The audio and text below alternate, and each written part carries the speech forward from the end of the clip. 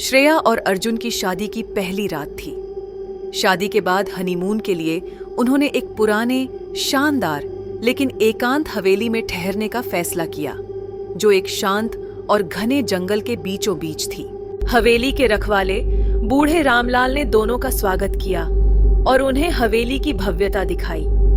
लेकिन उनके जाते वक्त उसने एक अजीब बात कही, हवेली में सबसे ऊपर की मंजिल के दाहिने कोने का कमरा मत खोलना, वहां कुछ ऐसा है जिसे तुम समझ नहीं पाओगे। श्रेया ने इस चेतावनी को मजाक समझा और अर्जुन ने भी इसे अनसुना कर दिया।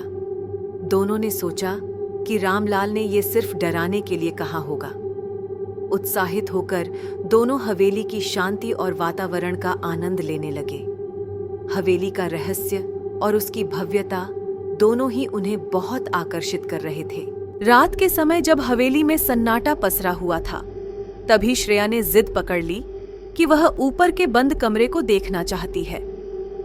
अर्जुन उसे मना करने की कोशिश करता रहा, लेकिन श्रेया की जिज्ञासा इतनी बढ़ चुकी थी कि उसने अर्जुन को भी अपने साथ जाने के लिए मना लिया।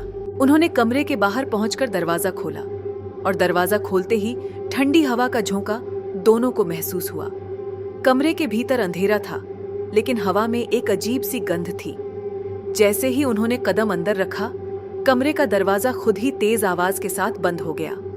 श्रेया और अर्जुन घबरा गए, पर उन्हें लगा कि शायद हवा के कारण ऐसा हुआ होगा। कमरे के अंदर एक पुराना बिस्तर था, जिस पर धूल जमी थी, और एक टूटे हुए शीशे का आईना था, जो उस कमरे की भूतिया छवि को और भयानक बना रहा था। अचानक आईने में श्रेया ने अपनी ही परछाई को मुस्कुराते हुए देखा, लेकिन उसकी मुस्कान भयावह थी। अर्जुन ने भी देखा और दोनों समझ गए कि कुछ तो गलत था। अचानक श्रेया के चेहरे पर एक अजीब सा बदलाव आया। उसकी आंखें ठंडी और शून्य हो गईं और वह अर्जुन की ओर एक अजीब सी मुस्कान के साथ देखने लगी। अर्जुन ने डरते हुए उसे झकझोरा, लेकिन वह एक अजनबी की तरह बर्ताव करने लगी। अर्जुन समझ गया कि उस कमरे में कोई आत्मा है जिसने श्रेया पर कब्जा कर लिया है। अब अर्जुन के पास समय कम था। वह तुरंत भागते हुए रामलाल के पास गया और पूरी घटना बताई। रामलाल ने उसे बताया कि उस कमरे में एक आत्मा रहती है, जो सालों पहले इस हवेली में मारी गई थी। उसे धोखे से मार दिया गया था और अब वह नई दुल्हनों के शरीर में प्रवेश करके अपनी अधूरी इच्छाओं को पूरा करना चाहती है। रामलाल ने अर्जुन को एक विशेष अनुष्ठान बताया, जिससे आत्मा को शांत किया जा सकता था। अर्जुन ने हिम्मत जुटाई और वापस कमरे में गया, जहां श्रेया पूरी तरह उस आत्मा के वश में थी। अनुष्ठान करते हुए अर्जुन ने आत्मा को समझाने की कोशिश की और उसे शांत करने की विनती की।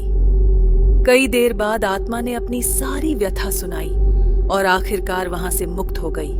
अगली सुबह जब श्रेया को होश आया, उसे कुछ भी याद नहीं था। अर्जुन ने उसे कुछ नहीं बताया और दोनों ने हवेली को अलविदा कह दिया। जाते जाते अर्जुन ने रामलाल का धन्यवाद किया और उसे वादा किया कि अब उस कमरे का दरवाजा हमेशा के लिए बंद ही रहेगा।